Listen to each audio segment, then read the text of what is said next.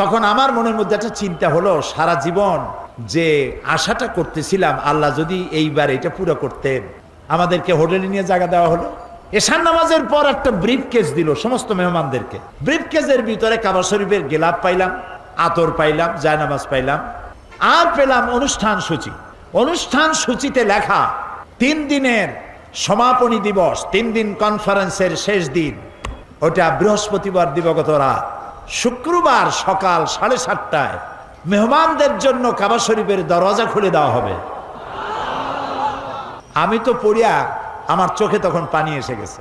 বৃহস্পতিবার রাত্রে সকালের অপেক্ষার করিনি, গোসল করে নতুন কাপড় চোপড় পরে সারা রাত তাওয়াফ করেছি, নামাজ পড়েছি, সকালের অপেক্ষা করেছি। ফজরের নামাজের পরই আর্মি এসে ঘিরে ফেলেছে কাবা শরীফ।